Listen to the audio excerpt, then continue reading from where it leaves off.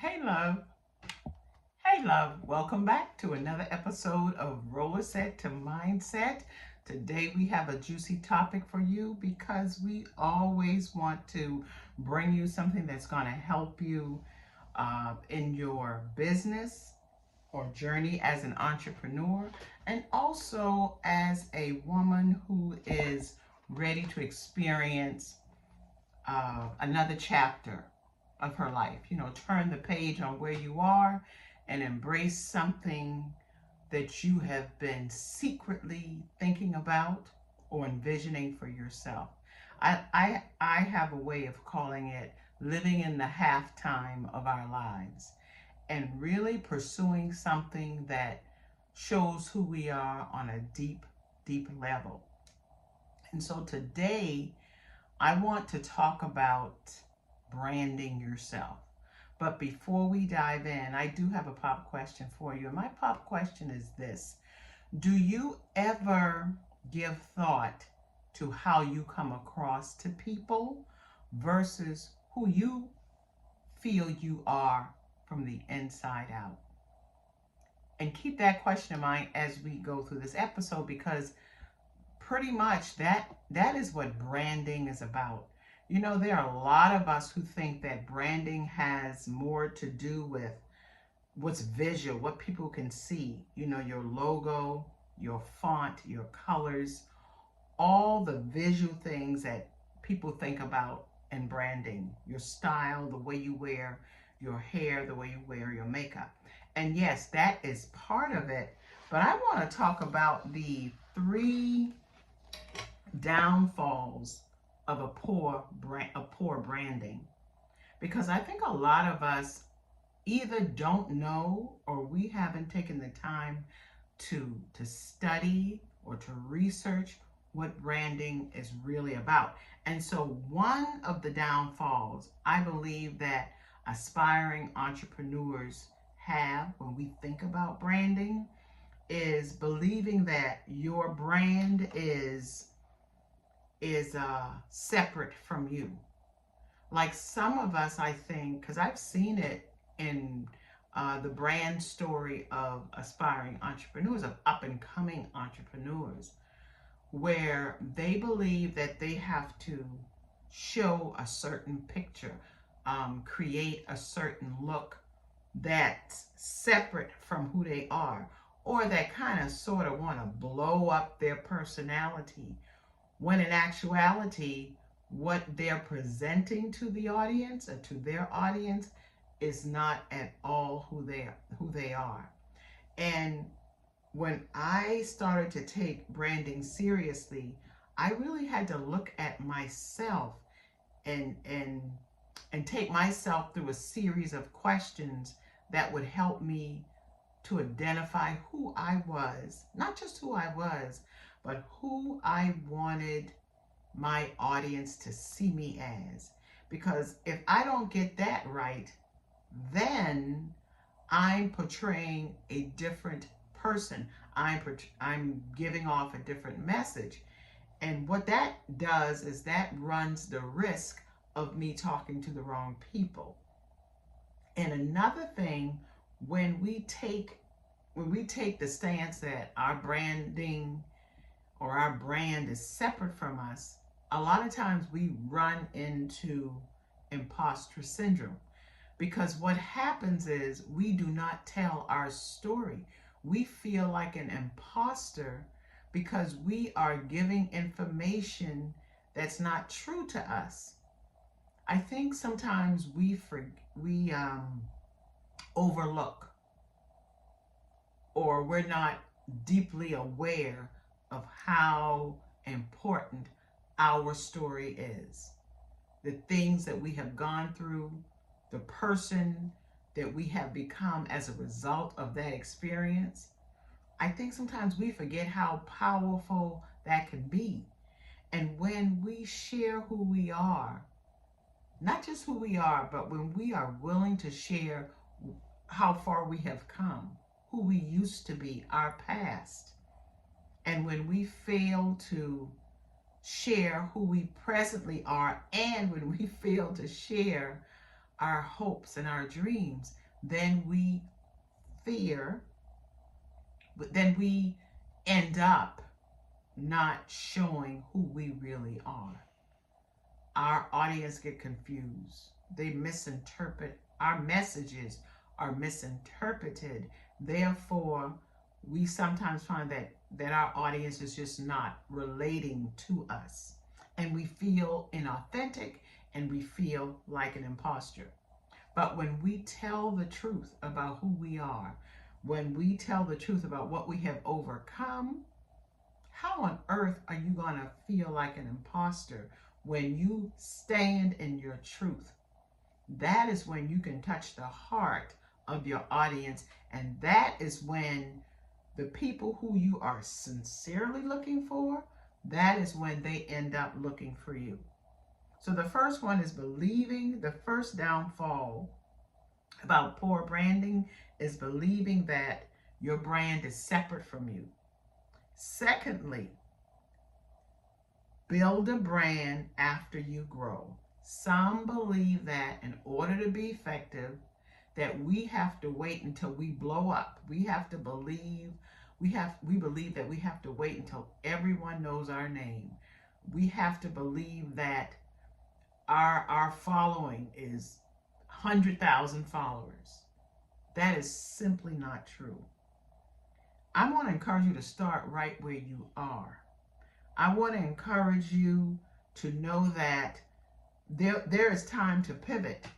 I want to encourage you to believe that your growing process is part of your story. Because once you grow into your brand, then you can always scale. But first, you have to grow into your brand.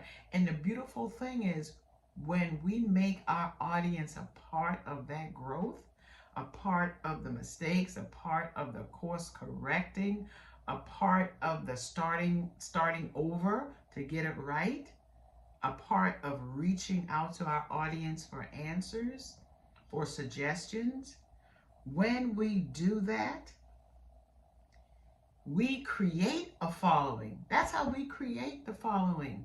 We want to allow our audience into our world. We don't want to keep them on the outskirts. How do we expect to grow a following, a true tribe, if we're not willing to let them in? So I want you to think very deeply about that. Be willing to be transparent so that you can change the lives and create impact on the people who you are trying to reach. I'm telling you, when I really began to believe that and make that a part of my story and make it a part of my messaging, everything changed for me. I became more relaxed behind the camera. I became more authentic in my story. I became my voice. I didn't try to hide or run from my story. Here's the thing. If we want our audience to believe in us, if we want our audience to be a part of our tribe, then we got to let them in. And we've got to invite them in and help them to feel comfortable and taking off their shoes and sitting and staying a while. We are trying to get them to know us, to like us, and to trust us. And there's no better way than letting that happen than letting people in. And last but not least, the third downfall of a poor branding is believing that you have arrived. Listen. There's a truth that an object in motion stays in motion and an object at rest stays in rest. And when you believe that you have arrived, then you sit down and you allow dust to collect. You listen, the only place that you're going to arrive to is a point of change, a point of keep going, a point of realization. And every time you arrive to that point of change and that point of realization, it's an opportunity for you to keep on building. It's an opportunity for you to grow. It's an opportunity for you to really examine, have you given enough? Because the only way to keep growing is to plant seeds. And the only way to plant seeds is once you have to be willing to go out and find reasons for growth. If you feel like you have arrived, then guess what happens? You become stagnant and you become stale, and then your audience falls off. No one wants to be around something that doesn't have life. No one wants to be around something or someone who do not allow themselves to change, to transform, to grow. When we come to an impasse in our business, it's because nature is telling us that it's time for change. It's time to stir that soil up and replant and come up with fresh ideas, fresh thoughts, so that you can keep on building and change the world, not to live in a world that's the same. Stagnation will kill you. So I want to encourage you on your journey of becoming an entrepreneur, or if you are one of those women who feel like you are in the halftime of your life and you are looking for change, you are looking for transformation, you are looking to turn another page in the chapter of your life, then seriously think about branding. Do not allow yourself to believe that your brand is separate from you. Make it a point to keep it, allow your brand to be born out of who you are. And if you don't know who you are, then get to know who you are. Take some time for self-reflection. Read a good book. Listen to a good podcast. Do something to get yourself out of your funk. And secondly, build a brand. Don't wait to build a brand once you've blown up. No, build the brand as you grow. And remember to make your audience a part of that process. And thirdly, like I said, don't ever think that you have arrived. There is always more to learn. Become a student of learning.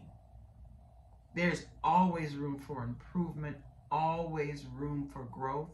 Don't ever become an object at rest, because you will remain at rest unless acted upon by an outside force.